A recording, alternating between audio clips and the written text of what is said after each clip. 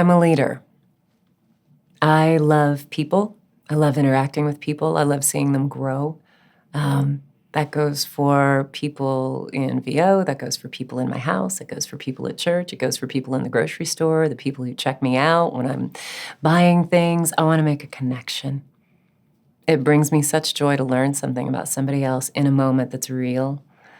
And I think that's kind of part of what pushed me to be an actor, which started a long time ago. And it's really fun because you bring people to emotional places where they wouldn't have gone otherwise. So I think voiceover just sort of translated for me, and it was a great segue. A little bit strong. I remember somebody in college who I just adored. She said, I didn't know whether to hate you or love you when I met you. She was like, and at first I really hated you. And I said, I get that. Because I do. I feel like I need to fill the room sometimes, but I learned with age and time that really I just want to listen and therefore learn. So I'm trying to let more silence come in between my lines, if you know what I mean. I made a friend my first college class. Thought I was going to be a journalist. And I was in a journalism class in the bowels of Georgia State University in 1988. Oh my gosh, it was way too young. I shouldn't have been there.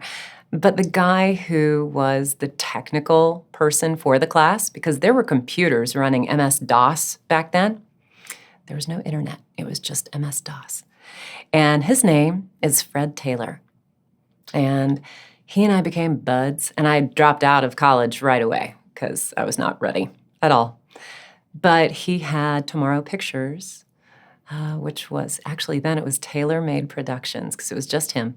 He was a filmmaker, and he was from Philly. He had gone to Temple University, and he was a super cool guy, and we stayed friends for a very long time. Must have been right around that time. He and Ellen Barnard became partners, and they had a production company and doing commercials and stuff, and they called me and said, hey, would you want to do a voiceover? She and Jimmy, her husband, made a demo for me when he worked at Doppler Studios back in the day. And that demo got me in the door at Atlanta Models and Talent, and Kathy Hardegree signed me, and I cried the whole year because I didn't make a dime. And then things started to move, 1997. I teach the beginner intensive class. It's a 12-week course, and it's really great because it's the groundwork for figuring out what voiceover really is and just getting a glimpse into what it's going to take from that person in order to launch themselves into the stratosphere of being an actor, because it's acting.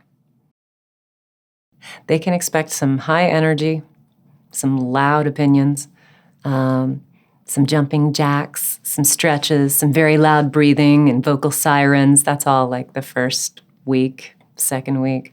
Then I like to create a cohort. I like to let them all know you're going to lean on each other and you're going to create a community, and you're going to need this community because you're going to need more direction than I can give you by myself.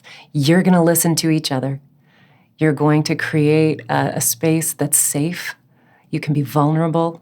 You can try things that you're not sure about. You'll hear things from other people you didn't expect. You're going to make some really good relationships that are going to hold you up, because this journey is not a short journey. This is a long journey. And yeah, there's a lot to learn, not just about how to deliver the script that's handed to you, but how to sustain yourself and your soul during this whole journey.